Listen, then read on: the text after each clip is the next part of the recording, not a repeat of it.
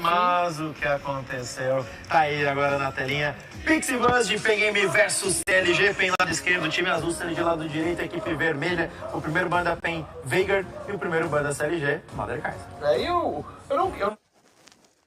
The objectives, but sometimes they just push game. The creation from Ace Gaming. This guy is exceptionally good. We've seen Kestrel stepping on into the games. We've seen a little bit of weapon power. Kestrel was nerfed coming into this update, but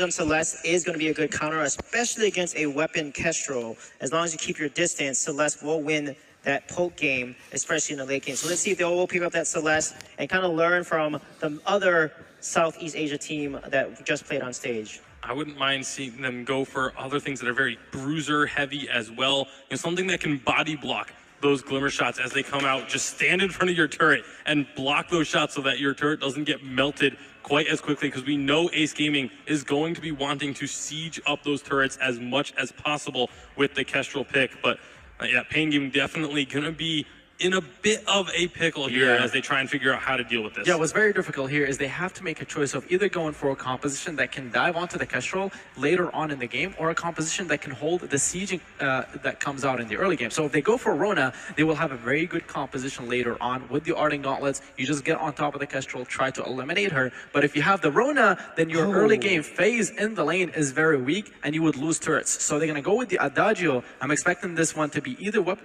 Honestly, it can be either weapon power or CP. They still have the choice to make that. The one thing I could see the Adagio doing here against the Kestrel is if you're buying minion candies and constantly healing up your minions, you just continue to keep your minions alive and pushing and prevent Ace Gaming from being able to just siege up non-stop. That's one of the things Adagio can do that no one else can, is provide a little bit of extra health to a minion just to try and disrupt the flow of CSing on the opposing side. Yeah, I hope Pain Game picks up Samuel here, because if they don't, they're going to... Wow, that's a very body blocking. Interesting composition. It looks like a lot of body blocking to keep the Adagio alive.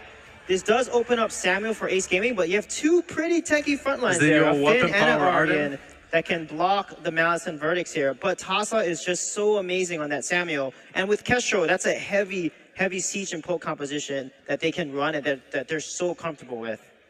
one of the scary things as well is there's a churn walker there on that side. So if they get like Samuel that already does cleave damage, as well as that damage being shared by Churn Walker with the glimmer shots being shared, that could be a lot of AoE coming up. I mean, the thing is, Finn is actually a great pick into the Churn Walker because you can't move him around. He has immunity to CC, so the trespass is useless to an extent, as well as the B ability coming out from Churn Walker. Rona comes out, so it looks like it's gonna be a weapon Rona and a CP Kestrel in lane potentially here. I mean, CP Kestrel in jungle. And the thing about the Rona into the Finn is not very mobile. Finn cannot move around very much. Rona can just sit there and stack up on the Finn. As long as she avoids the quibbles and doesn't get stunned, it could be a very, very scary Rona that Ace Gaming are bringing to the table. But this composition from Pain Gaming, I love the fact that they are willing to go off meta and bring something unconventional to the table. Yeah, I mean, as a team, they know that going up against Ace Gaming, they're realistic with themselves. They know that Ace Gaming are the favorites coming into it, so they're saying we have to pull off something that no one else has seen in this tournament to try and surprise them and take wins and perhaps even the series. All right, well, gentlemen, it's that time once again. Predictions coming on through. Suije, we'll start with you. Which team is going to take this? I mean, Creation is on Kestrel, so I got to give it to Ace Gaming because of that. My heart says Pain because this composition is... 2 years ago, this was my favorite composition in all of Vainglory, but I do think Ace Gaming is going to be able to take that. Yeah, I'll have to say Ace Gaming, just a much stronger team coming out of East Asia. All right, all three of my analysts are predicting the TSM Slayers to take this one out. They managed to win out the group of death. Can they continue on to the semifinals, or is Pain Gaming going to fight this one out? It's time to find out as we pass it up to our casters for quarterfinal number 3. Thank you very much, Munch. I am Medic, and I'm joined here by Denomine for this third series of the day. And what a series it looks like it's going to be. No one could have predicted that draft phase to start us off. It's definitely interesting, and I can't wait to see what we actually see come out of it, because Weapon Power Kestrel for East Asia seems to be one of their strongest picks that they really go for. Can we possibly see a Crystal Rona in the jungle? Maybe. That would be pretty neat. But, you know, we really got to talk a little bit about the Adagio, Arden, and Finn combination. So... Definitely some crazy picks here. Will it pay off for Pain? We'll have to see. We'll have to wait and see. You know, they surprised people yesterday by beating Elite 8-2-0 to make it to the quarterfinals. I'm sure they'll surprise a lot of people, even if they can take a single game off Ace Gaming, who looked so strong earlier in Group D. Yeah, I think Ace Gaming is definitely one of everybody's favorites coming into this tournament. You know, they were able to bring down rocks throughout the regular seasons. And then, you know, coming into this close competition, we've seen it very back and forth between North America. Obviously lost TSM and Rocks, the top two from last year, so things have really switched up. We are going to jump onto the Halcyon Fold. It's the first game of our third series of the day. It's Pain Gaming taking on Ace Gaming. And it is the battle of two titanic teams here. Who shall swim and who shall sink? We'll find out. Well, it's not looking like any Crystal Rona for me here today, Medic. That's a shame. It's a shame. But Tassa will be go ahead and getting on that Crystal Kestrel. Can be a very strong pick if you set the plays up. Gonna have a little bit of engage here as they fight around that first Treant. Churnwalker so good at level 1, of course, for the extra damage you get out. The Elder Treant will be started up here by Ace. Pain Gaming trying to respond. Vin, with that polite company, drags them back. The hooks and the chains are still on. Treant goes across towards Ace Gaming, and Pain retreats. Yeah, they're going to get out unscathed. Everybody makes it out, no first blood. But as you mentioned, that Treant is going to go ahead and go over to the side of Ace Gaming. So they take themselves a very slight advantage here in the beginning. And now, you know, pretty common rotations here. We'll have the jungler and the laner rotate to the back, get that ambient gold, ambient experience. And that kind of helps just get the game rolling. Obviously, the carries have more expensive builds than the captains, you know, just based on the price of the items. And you want that damage to come through on a Crystal Kestrel. It needs to be there early so they can really push an advantage. Triple Crystal Pit already on that Kestrel will be taken in the jungle, whereas we have Creation on the Rona in the lane.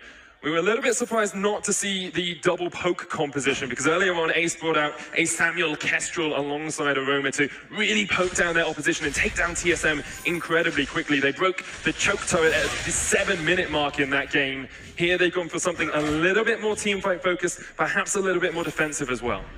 Yeah, absolutely. And, you know, that's one of the big compositions that EA has really been known for. You bring that Kestrel in the lane, very good at forcing up the wave early on, pair it with a Crystal Jungle, and it just makes it very easy to rotate up and overpower the enemy. Bit of action here as Creation jumps into the fray, looking for the damage down on towards Pain. He escaped down towards the bottom side, but already we see the Adagio go down. Ace Gaming with first blood and second blood off the back of that fight, and third blood. They actually get an ace, only 2 minutes in, living up to their name. Yeah, great plays coming out of them. And, you know, looking out over here, this Arden appears to be going on to another Crystal Arden build, and that's going to be kind of a fun setup later on. You know, with the Finn, I can see some really cool plays getting set up with the Force to Cord through the Gauntlet wall. We'll just have to see if they're able to execute on it. That is going to leave a weapon Adagio in the lane, where he does have some advantages. He has a very long range, can get a lot of basic attacks out safely, but he has to be worried about that heavy dive coming out of the Rona. Adagio does not have any way to get out of combat once the enemy team has committed onto him.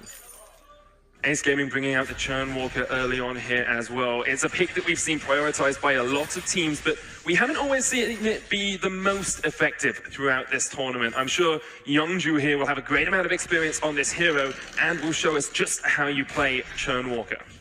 Yeah, Churn's actually been a hero that's been banned quite frequently in this Worlds event. Again, we are on 210, and they don't want anything to do with those hooks and chains, as well as the big AoE stun that can come out of that Trespass, can really sway the way a fight goes. If you pair it up with an Echo, you can really set up some really beautiful combos for your team. And it's going to be all about Pain Gaming here. They need to be careful on what they allow Youngju to do. If you allow him to position Adagio favorably for this Kestrel, you could essentially see someone get pulled into the active camo, and that could be real devastating. It could be incredibly devastating. The Crystal Power Kestrel does a huge amount of work with that active camo. The third Treant did go down towards Ace as well, so they have secured themselves about a 2,500 gold lead, only 4 minutes in. Looking incredibly strong, but haven't put too much damage down on towards that turret in the lane yet. Now, they haven't been able to, again, you know, if it was a Kestrel in the lane, you know, we might have been able to see a little bit more wave push. A little bit slower farm early on for the Rona, so we're going to have to see how things go out. The one-shot, one-kill, going to just go a little bit north of that one. And now with Ace Gaming coming into the lane, that's just going to be Pain rotating back. And Sir Mustard just making sure that he's safe here, looking out for those hooks and chains. And it's odd to see Ace Gaming in this position because they're fighting for the pride of East Asia, really. We expected a lot of East Asian teams to get through to the quarterfinals. It's only Ace Gaming left, the champions of that region, fighting for the pride of the area from which they come. And I think a lot of people will predict Ace Gaming coming into this tournament and into this series as the favorites. But Pain Gaming definitely stand in their way. They've had upsets before, continued pressure on this turret in the lane as well by Ace, but not quite able to get any kills as of yet. Yeah, and as we see the Kestrel come into the lane, that is one huge thing for these Crystal junglers that capitalize early based on their Crystal ratios. We see those Glimmer shots chunking out Pain Gaming, and now Ace might even look to get some damage down on this turret as they have a full wave here. The screen of Vera quite low, doesn't have the fountain either. Ace have one of their own alongside the Shatterglass for Tassa, so they're looking for the turret. They will get it down to Mustard, going to be the first to fall. The turret somehow still alive as that barrier comes back up, but eventually it will go down as well. One shot, one kill, threads the needle between the two members of Pain Gaming. But Ace get exactly what they want off that push. Yeah, Ace take a huge lead here up.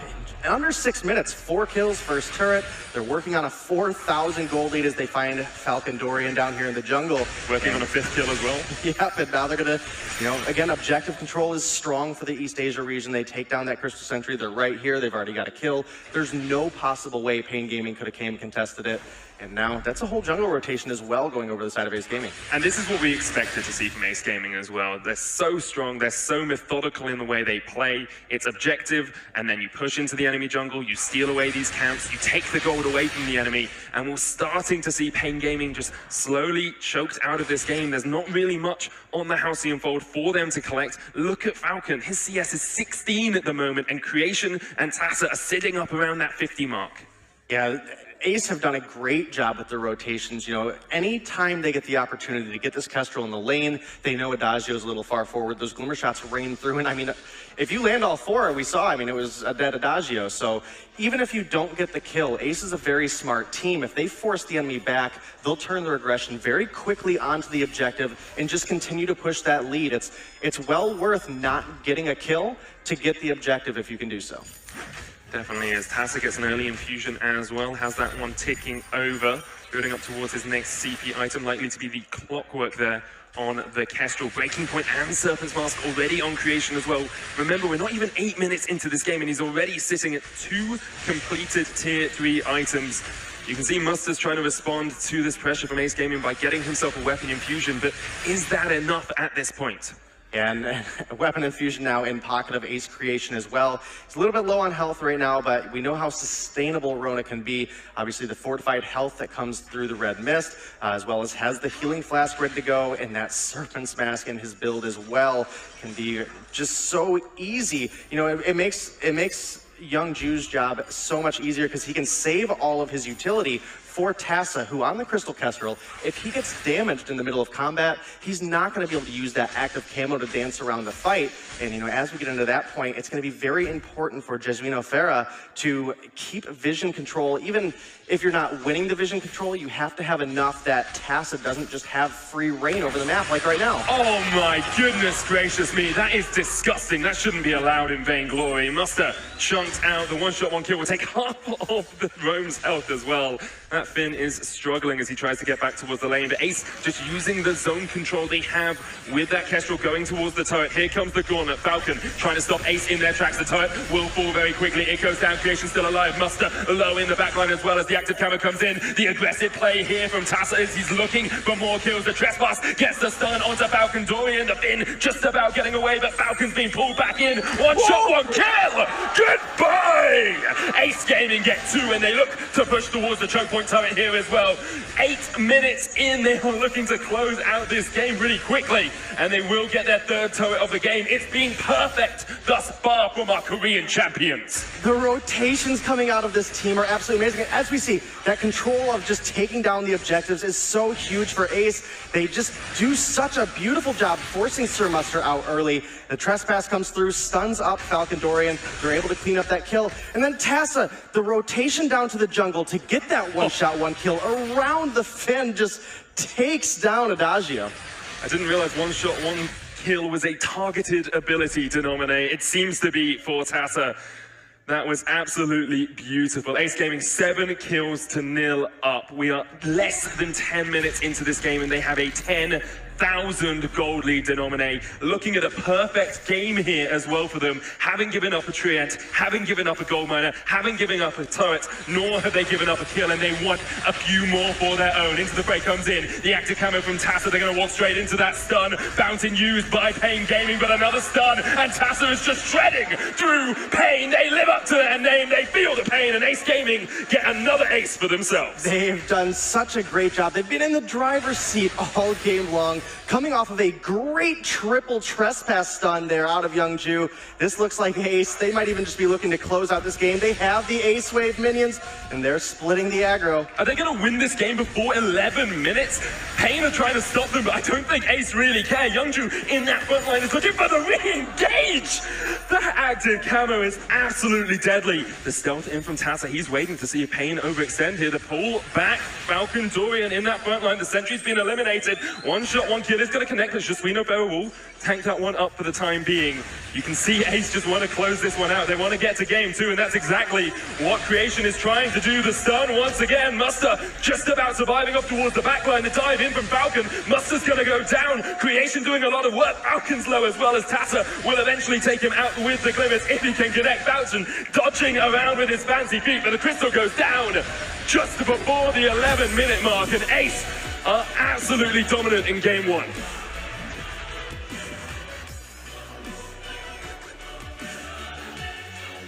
What a performance there from Ace Gaming. Incredibly strong stuff from them. A perfect game to start off their series against Pain. Yeah, it was a beautiful execution all the way around. Ace Gaming at no point looked like they were struggling with this one. The plays coming out of Tassa, it's been a long time since I have seen a Kestrel have quite the impact as that. I mean, the one-shot, one-kills, as you mentioned, they looked like they were targeted abilities, and man, great game out of Ace. Incredible performance by them. Pain Gaming have a lot to come back for in that second game of the series. We're going to hand it back across towards the analysts to break down that perfect game by Ace Gaming. Thank you very much, guys. What a game coming out from Ace. What a performance. First time on the main stage, and they are looking to make a good impression. Sub 12-minute finish. I don't even know what I just witnessed. I feel like that was some kind of crime how fast they did that one. That was a very, very strong play from Ace Gaming, but my favorite thing about it was the adaptability. We talked about Blackfeather being able to be flexed into weapon or crystal depending on what your opponents do. They pick up the Kestrel. Everyone expects weapon Kestrel to come out, and then the body blockers come through for Pain Gaming. I like the idea that Pain Gaming brought to the table, saying, you know what, we're going to body block this Kestrel so that it can't just melt through us. And Ace Gaming just say, okay, we're going to switch this up to the splash damage build on the Kestrel and just hit your frontliners and deal damage to your back line. It was so smart. I mean, it also was about the fact that we talked earlier, the B side capabilities, and when you go into the draft on that B side, you have an advantage of flexing your draft and flexing your picks that you had picked. Also, that's why you see some teams try to prioritize flex picks such as the Kestrel, such as the Blackfeather that you touched on, and it just left Pain Gaming with no win condition at all. Past the early game, they didn't force anything. I mean, they couldn't. Kestrel was 9 or 10 levels at 9 minutes. He was more than 1 level per minute. That is crazy. Yeah, it was actually a ridiculous performance coming out from Ace. We have a clip of one of the team fights later on into the game. I say later on into the game. There really wasn't a later on in this game. But Suijay, talk me through what happened here. Yeah, this was insane. I mean, it all started at 220 when Ace got the first ace, and their rotations are just on point. But you can see they put so much pressure that even with a tanky front line, it just wasn't enough. And you can see Tassa on this CP Kestrel, his positioning, his ultimates right there. 840, that was such a crazy, and 3 turrets are down already. And at the 6-minute mark, they were up 4,000 gold. Yeah, I mean, they aced their enemies. I mean, my favorite thing from that replay is just, we talked about the fact that Ace Gaming liked to prioritize the objectives. Pain Gaming initiated that fight with the Gauntlet, and no one really took damage from Pain until the turret was already down, because Ace just said, we're taking this objective, whether you like it or not. and then we'll deal with looking for kills. Pain saying that they do not want to deal with this Churn Walker again. Lyra was banned by Ace, and now the first picks have come on through. Vox for the side of Pain, and Ardent for the side of Ace Gaming. The one thing I'm surprised about is the fact that Ace Gaming did show their CP Kestrel last game. I feel like against Pain Gaming, they could have just went with things that other teams have already seen in this competition and just played out and relied on their strengths as a team rather than secret picks such as the CP Kestrel. They could have saved it for later rounds. Instead, they showed it, so now other teams know that they play it. But the thing is, with the CP Kestrel, no one really plays the CP Kestrel because it's nowhere near as strong as the weapon variant. And so I feel like it's one of those things that they wouldn't very likely have pulled out in a later round, and that could be why they ended up doing here. And it just made so much sense with what Pain Gaming was bringing to the table in terms of competition. I really like what Pain did here, taking a Vox and taking away Kestrel from Creation. That's really, really smart for them because Tasa and Creation played Kestrel so well. Blackfeather is a very smart pickup here. It's going to be CP, and now it's going to be Koshka and probably a weapons guy potentially. Wow, Glaive is picked up here to counter. Going into 2.10 is one of the picks that I wanted to see a lot more. I talked about it yesterday as well. In the lane, going against the Vox and the Blackfeather, two heroes that are fairly squishy, especially the CP Blackfeather that we're going to be seeing coming out in the jungle. With the crit buff to the Glaive on his B ability and the life stacks or life steal stacks on the ultimate, you can definitely make it work. And it's all about the early game aggression here for Ace Gaming. Can we also just take a moment to talk about how quick Ace Gaming is with this draft, knowing exactly what they want and locking in their selections almost immediately when it's their turn to pick. That shows me that they are extremely confident in both their preparation and their performance in game. If I was Pain, I would take Grace here. There we go. Or Lance, but Grace would be an obvious pick here because you can just stay on top of the Vox, stun using the B ability, to get Divine Intervention to whoever needs it, probably the Vox, and save him when he gets afterburn out of position here. All right, well, it seems like Ace Gaming perhaps have a dinner reservation for later on or something, and they've got to get through this series quickly to get there. That's what it feels like to me. How quickly are they going to be able to get through this one, though? Do we feel like Pain Gaming are going to be able to battle their way back into this series? It just doesn't seem likely. Ace Gaming is such a strong team. They're on the caliber of Cloud9, and we saw what Cloud9 was able to do to Pain Gaming. I think we're just going to have very similar situation here. Yeah, especially with the Koshka and the Glaive, I have to agree there. So prediction-wise, it feels like you two are already going for Ace on this one. Suijay, would you agree with them? Totally Ace. I mean, Koshka and Glaive, that's such a strong comp early game and ganking potential. Ace for sure.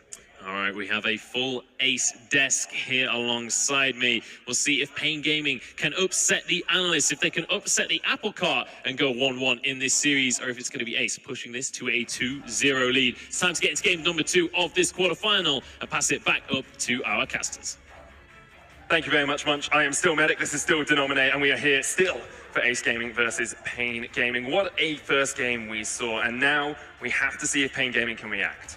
Yeah, it's going to be tough. The amount of control and just dominant force that Ace were able to put onto the fold earlier, that was just, they could not have played it more perfect.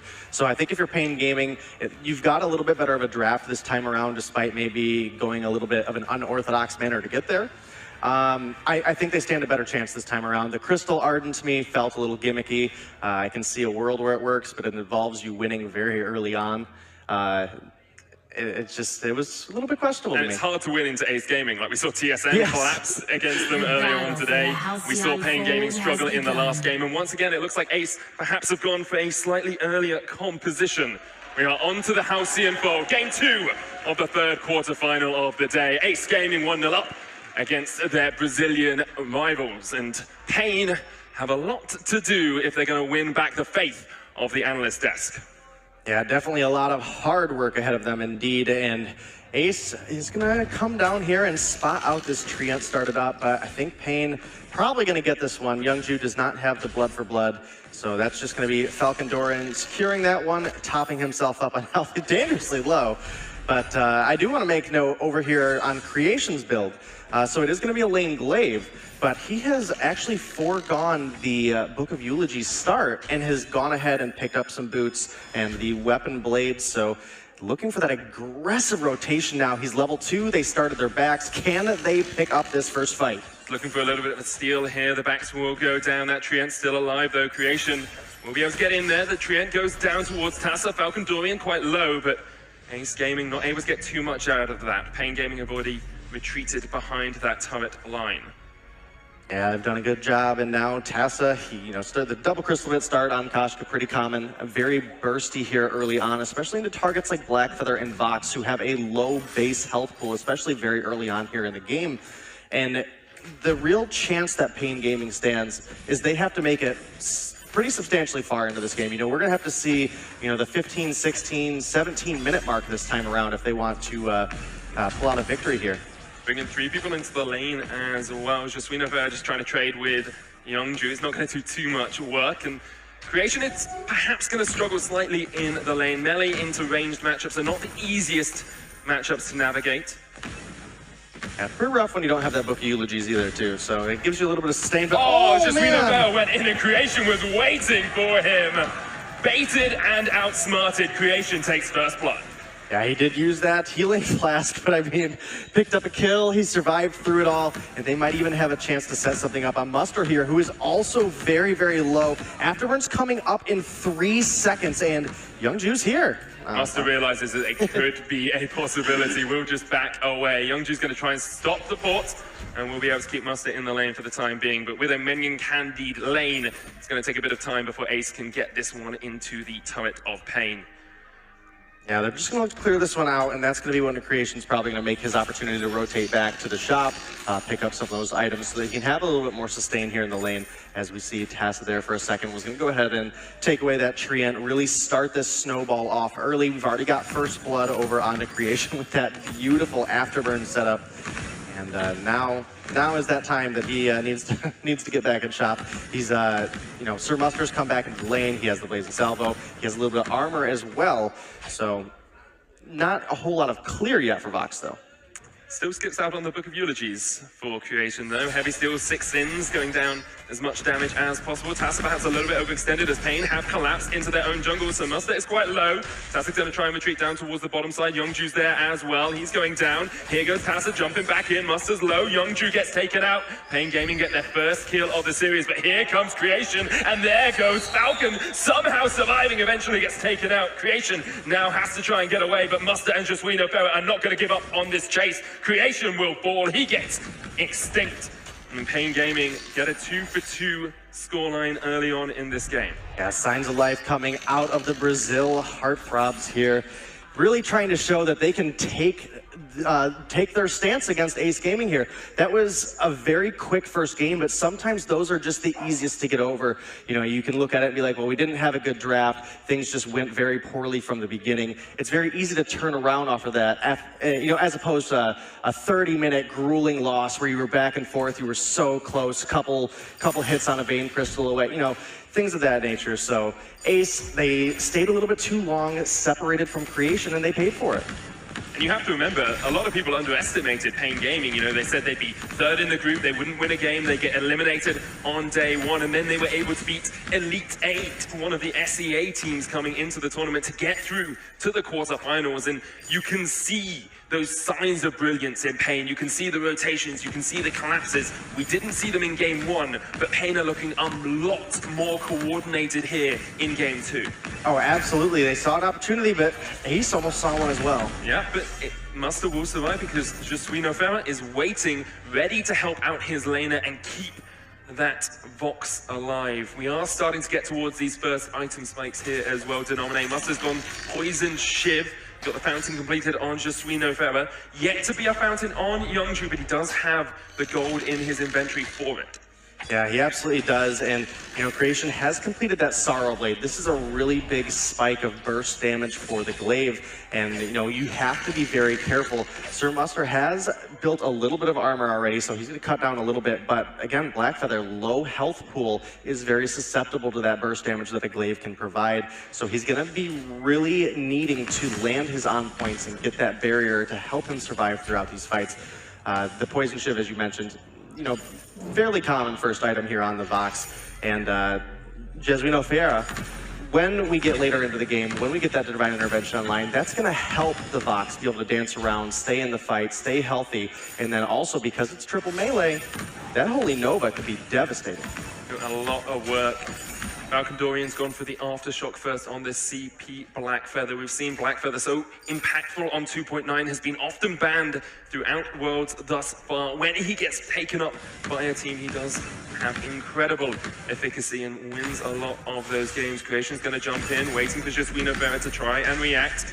Leonova's not going to get the knock-up. The wait for it was used as well from Muster, so perhaps we'll see Tassa going in for the re-engage.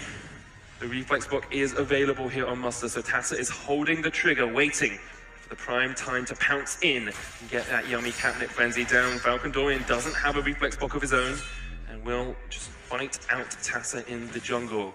A lot slower pace game than knock-up onto Jesuino Ferrer. Here comes the yummy catnip frenzy, but the fountain came out just in time to keep Pain alive for the time being. Underneath the turret, Ace continuing to dive in, but Falcon Dorian is here to help the rest of his team. Ace Gaming have been able to retreat back behind the turret. Here they go back in, looking for the fight, but the first kill has almost gone down. Tassa's the first to fall. Jesuino Ferrer somehow surviving off towards the top side of the fight, and you can see Ace realize there's not much more they can do here, because Muster's willing to chase forward. He's willing to step up to the Korean champions and say, not today. Today is the day of Brazil. Muster will get the second kill of the fight, and Pain Gaming come up huge.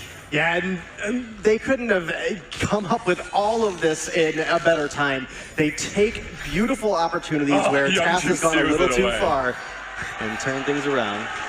That is just BM right there, stealing away a tree and then flashing the emote back at him. But that's what Ace Gaming are. They're an aggressive team. They haven't been able to get this early aggression down this game. Pain Gaming have been able to react incredibly well. Yeah, I think it's been a lot of Tassa going a little bit too far. For example, in that last fight, they did have Jesuino Ferrer very low. Use that yummy catnip frenzy in under the turret. You know, you've now damaged an enemy hero. That turret aggro switches right onto you. You're locked up for the 2.2 seconds, just like Jesuino Ferrer was on the Grace. That's a lot of damage that adds up from that turret very quickly on. To the point Pain don't really want to fight. Muster sitting on about 1,500 gold, would like to be able to go back and start building up some weapon power. Probably looking breaking point later on in the game as well if you can get those stacks. Tornado Trigger finished for Creation alongside the Sorrow Blade. We'll have to see if Ace Gaming can play around these small windows of opportunity that teams have. You're looking to take fights when the enemy team hasn't bought their next item, hasn't got that second tier 3, and that's exactly what they're doing as they take down Falcon Dorian, and a great yummy catnip frenzy into Gauntlet combination to stun into the wall as well. Jesuino Ferrer just can't go anywhere. He's trying to get away with the fountain, but I think he is gonna fall as well. Youngju secures the kill. Roam on Roam combat. There's the breaking point. Too little, too late for Pain Gaming, as once again they lose 2 members in the lane. Yeah, they do. It was a good fight for Ace Gaming. They were able to combo those stuns very, very efficiently. They find 2 kills. They're going to get a gold mine as well. And this build on Creation is very, very aggressive and works very well on Glaive because he just naturally scales well with crit. But Sir Muster, Tempting for the seal, it would be a massive one if you could get it. Unable to secure it. Ace Gaming get the gold payout, and with it, a 2,000 gold lead. You can see that they want to try and use this advantage as well. Infusion on Tassa and Infusion in the inventory of Creation as well. They've been so good at picking their moments to fight. And it's the reason they come out of Korea as the reigning champions. It's the reason they're the only East Asian team left alive in the tournament. But Pain Gaming are trying to have something to say about that. Atlas Pauldron now finished onto Tassa to try and shut down Sir Muster on that Vox. Yeah, and it'll do a good job doing so if he can land it, because this Vox build so far is a lot of attack speed that takes a lot of time to ramp up. There's no Sorrow Blade, there's no Monocles in here. It does take a little bit more time to build up that breaking point when you don't have raw weapon damage to go with it. Jump in from Tassa, the reflex box come out. Youngju with the re-engage. There's a yummy catnip frenzy, gets the stun, but the bot is still alive to do a lot of damage in this fight. Look at those breaking point stacks. Look at Ace on the back foot, realizing they've taken a bad fight, and there's the first kill for Pain, but they're not done yet. They're trying to get on towards the backline. Tassa there, the Rose offensive. Falcon Dorian just can't find the on point, but they will find the turret, and Pain Gaming are actually starting to take the advantage in this game. They're still behind in gold, but Ace Gaming just seems so far on the back foot. Pain coming up huge once again in the lane.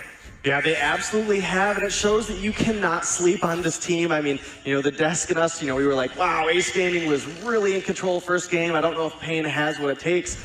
And they're showing us wrong right now, and they're doing such a great job doing so.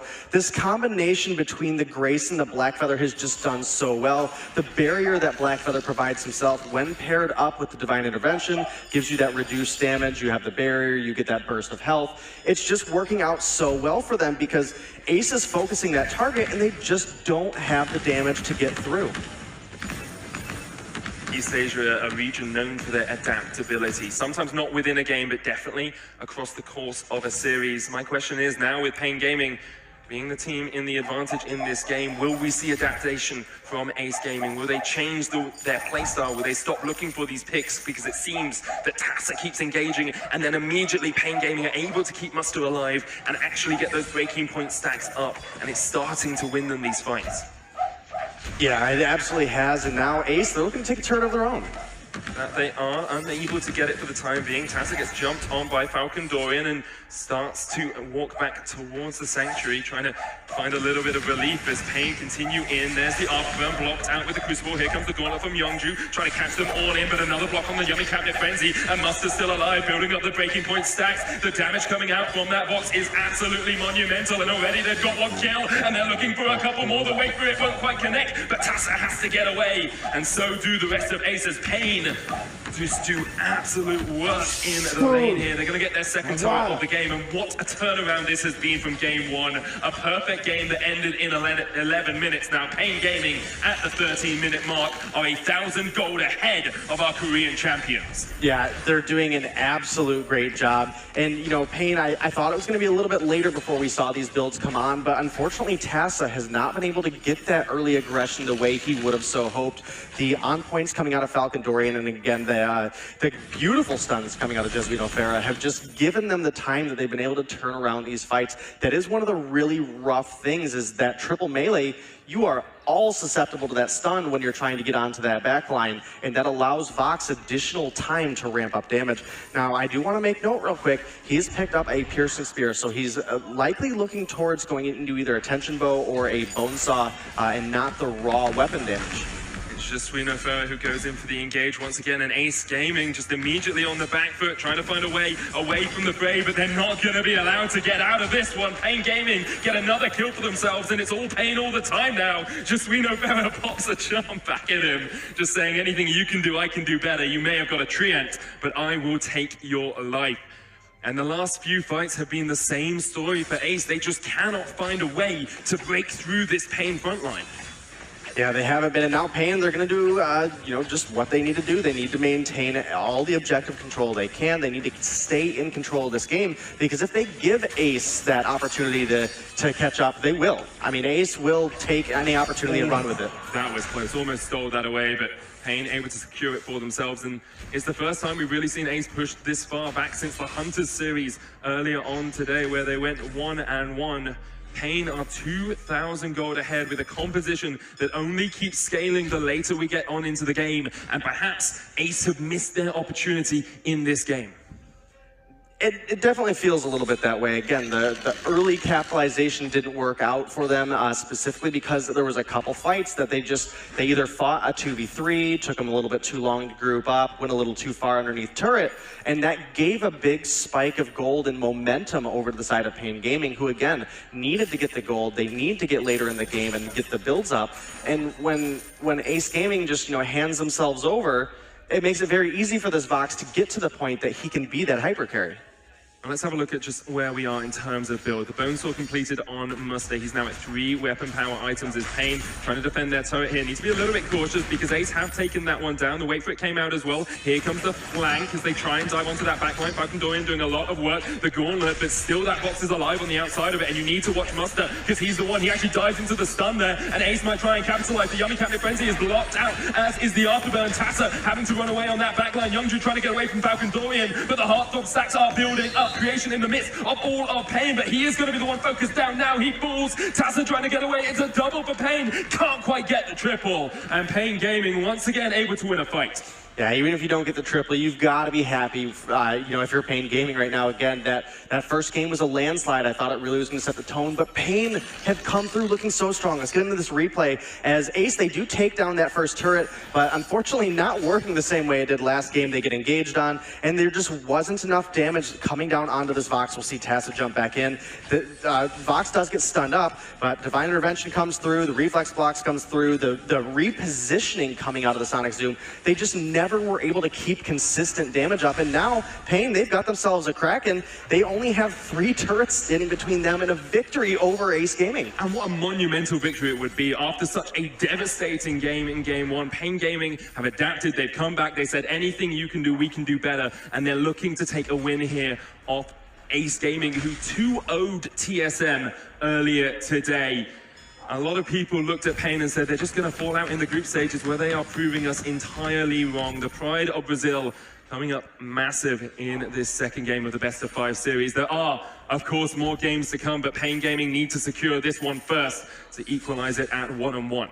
Wow, this is Vainglory Worlds. This is the best of the best, and Pain is proving you cannot count them out. They did their work to get here, and they are showing exactly how they did it. And now Pain's coming in. Swinofer looking for the flank here. They get to wait for it down on towards Tassa. He's going to get chased back towards the Sanctuary. The Kraken at about half health as it pushes in. And now Ace Gaming need to regroup. They need to work out, is there an avenue? Is there a way? Is there a possibility that we find and engage in this fight? Because that Kraken is still pushing in. The Yummy Cabinet Frenzy's going to come out. And Ace Gaming on their last legs. Pain Gaming looking for the win here. They're taking down the second Crystal Turret. They don't really give a damn about Ace. They just want the win. They just want the Crystal. And they are going to get it. They're going to equalize this series unless Ace have something final to say, but they just can't do it. Next, Vayne Crystal goes down. I talked too quickly there. I was just surprised that Pain Gaming were able to take the win over Ace and equalize the series at 1-1. Yeah, what a beautiful turnaround by Pain there in game number 2, and you know, hopefully we've got some Pain Gaming fans down in the stage that'll help cheer them on, and maybe they can bring down Ace. Maybe we won't see East Asia, who was expected to have both teams go all the way. They might not make it here out of the quarterfinals. What a confident performance by Pain as well. You know, they just held Ace at arm's length until they were ready to take the engagers, to take the fight. Even when they were dived between their 2 turrets, they were very willing just to wait out these fights. And when they came online, they really came online. Yeah, I'm more excited than I thought I would be for game 3 here. This is such an even matchup. What I'm really happy about is that all the analysts were wrong once again, and we're going to hand it back across towards them. Munch, just tell us why you guys can't predict a series. Now, just to clarify, Medic, I predicted Pain Gaming coming on into here, so you can't pin that one on me, but he's absolutely right, guys. It's the 3-0 curse, the 3-0 curse. I don't like this prediction game anymore. Yeah, can we stop playing this one now? Whenever you all agree with each other, that's when the prediction is wrong, pretty much. I know, right? It's when all 3 of us agree with the team, Yeah. it just curses that team and they lose. Let's talk a little bit about that game, though, because Pain have really come into their own. Maybe they just needed a game to warm up. Maybe now this is the real Pain that we're going to be seeing. I mean, honestly, I'm just going to call out Ace Gaming on their arrogance right here. I saw the Kestrel CP pick last game. I thought they were showing something that they had as a pocket pick. It looks like they're just going for things that they feel like would work regardless of whether they're strong or not with the Glaive lane this time around. And good on Pain Gaming showing that they're not that type of team to be disrespected like that. Yeah, absolutely. Stepping up, and you saw towards the start of the game, there was a couple of charms, a couple of recalls being thrown out, a little bit of BM from Ace, and the second Pain started to get a lead. They were more than happy to throw it straight back the other way. We do have a replay of one of the fights during that game, and this is a good example of Pain managing to capitalize on the situation that they found for themselves. Yeah, this is the fight here where you can see the focus. Both got Atlas. The Gauntlet comes out. It separates the team. Glaive here had 15 breaking point stacks, but didn't stay in the fight to win this. But Koshka is just so squishy. And look at the Grace Divine Intervention. It just hews up Vox so much, and he's able to stack his Bone Saw, his Poison Shiv, and a breaking point stack, and allow him to carry so hard. Look at the damage coming out there. And Glaive just didn't stand a chance. He didn't have tier 3 boots. He couldn't stay on top of the Vox. And this is why Glaive was a very interesting pick or draft for Ace. Yeah, and for me, this was something where Ace was trying to get away from what they excel at. We talked so much about before and after game 1 of how Ace focuses on objectives.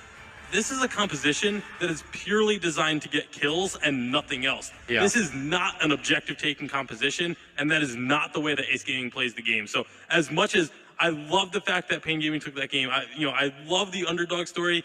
This was primarily on Ace. All right, well, we'll have to see if that continues to be the case as the day goes on, as the series goes on. It is one apiece, though. Our South American superstars are onto the scoreboard here against Ace, and the pick and ban is underway. We have Lorelei being banned away by Pain to start things off, and then Lyra is the response. That's such an interesting ban there. It leaves Churnwalker open for Pain, though, so will Pain pick up the Churnwalker here? Because last time they picked Arden over Churnwalker. I mean, if they do go for Churnwalker, though, that leaves Blackfeather open for Ace Gaming. That's a very dangerous pick to give over to Tasa. He will take it in the jungle and play it.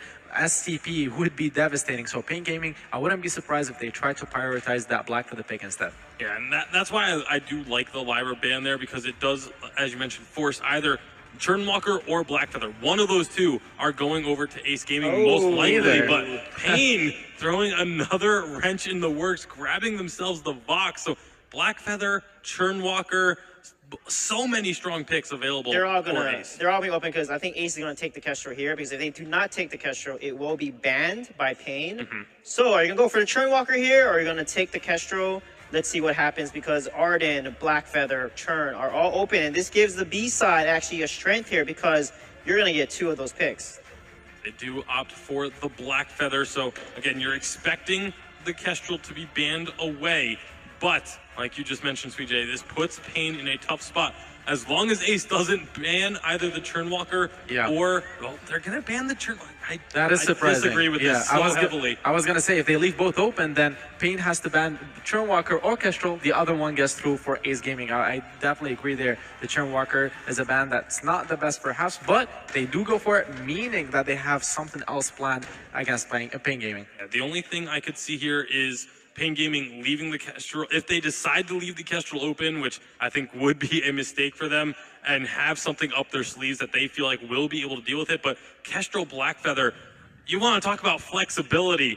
Both of those two can go either role, either build path, and have great success. So the Kestrel ban, it had to come out there. Arden. I was going to say, the other thing that's still open as a captain hero, and that's perhaps is the reason why they banned the Churnwalker, is because Arden is open, so they went for it. And now, like you mentioned, Sui just touched on it, Grace is open if Pain Gaming decides to go in that direction. Rona as well could be something that comes out here in the jungle for the side of Pain Gaming. That'd be surprising. It would be surprising, but at the same time, you need something to deal with this Blackfeather, and Rona has been the only pick that we have seen that has consistently been able to go toe-to-toe with a Blackfeather. You can do Grace, and Koshka Vox is a very strong composition that Pain can run here, and they can play Koshka, and with a Grace, that can put a lot of pressure onto this Blackfeather with the quick rotations coming from the Koshka and the Grace, the benediction that she can then use. Oh, they actually go with a Baptiste, and then will they go with the Grace here or switch it up?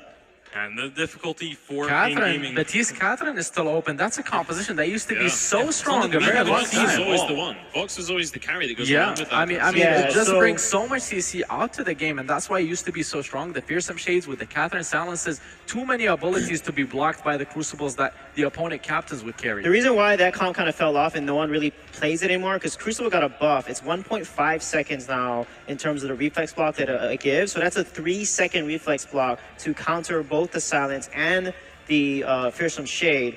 And I think that's why this comp has not been picked as much. But Pain can try to run it and see if it could still work against Ace here and catch him off guard. I actually think the reason why it fell off was because teams started knowing how to play ranged compositions against it. Things like the Sky, things like the Kestrel that can keep their distance, then run backwards when the initiations come through. With Blackfeather and Arden already picked up, that's not a choice. There's also the fact that, we've seen it's not going to come through as they do grab the Grace, but we had also seen the fact that it got banned away every single time. It got broken up all the time. And so teams just stopped running it because they knew they weren't going to be able to get it. So they do lock in the Grace for Pain Gaming. They really liked the Grace last game, just being able to stay alive that little bit longer. But now Ace Gaming have the option of, are they going to run this Blackfeather as a weapon power or Crystal? It all depends on this last. They can also do Baron with a CP Blackfeather and just play the poke game and just jump around. And once someone's low, Blackfeather can go in and follow with a Baron jump jet onto that person, just burst them down before the Grace can divine intervention. However, there's no poison share if they do decide to pick that composition. I do think that would be a better choice for them, trying to pick up a Baron, play the range game instead of having a dive composition. Because if you have a dive composition against Vox, Baptiste, and Grace, that's 3 heroes that excel at kiting away and just keeping your opponents away from your carries. So I would prefer to see them go for something like the Black Feather or even the Sky Weapon Power that we've seen from North American teams. Absolutely, you can see there Ace mulling over their options. We were commenting in the first draft of the day how decisive they were. The decision in the end will be the Samuel for Tassa, which means we're going to see the Black Feather going weapon power in the lane as well, unless we see some craziness in a lane Samuel. Doesn't seem too likely to me. I feel like the idea here behind this composition for Ace is AoE damage with the Samuel, make it difficult for the Grace to choose who she's going to put the Divine Intervention on. And if you're getting the splash damage, if you're getting 2 targets low, she can only Divine Intervention 1 at a time. So Black Feather can execute the second target before the first Divine Intervention finishes. Yeah, I mean, until she gets Echo, but I do agree with you. The Samuel could very well work. However, I'm going to go with Pain Gaming when it comes to predictions, just because they have the Vox, they have the Baptiste, and Black Feather, because of the Samuel, will have to be weapon power, so he's going to be diving and playing in that melee range. All right, it's time to get on into this game. Predictions, gentlemen, as we go on in. Who is going to be taking this one? We'll start with you this time, Araki. I mean, as I mentioned, Pain Gaming. Pain Gaming? I think Ace Gaming is going to be able to pick this one up. They're going to be refocused after that loss. All right. I'm glad it's not 3-0. I love Pain Gaming's draft, but I have to give this to Ace because Tassa Samuel is awesome. All right, we have 2 for Ace, 1 for Pain. We'll see how this one is going to pan out. It's time to pass it back up to Medic and Denominate and get on into this quarterfinal. Thank you very much, Munch. And what a quarterfinal it is turning out to be. I don't think anyone expected Pain Gaming to be able to take a game off of Ace and not even to get the predictions of Iraqi Zoro in this game too. Basically means they've already won it, right? They very well could have. They turned things around and really kicked things into high gear for game number 2. And as you just mentioned, they won the vote there of Iraqi Zoro. If you're starting to swing some of the analyst desks, you made a huge statement, and you guys should really be proud of yourselves. That is definitely true, and we'll have to see how they're able to play out this composition, because we have a lot of power picks on the side of Ace. You've got the Black Feather, you've got the Samuel as well. Tassa Samuel is known to be incredibly strong. We saw him beat TSM with it earlier on. We'll have to see how well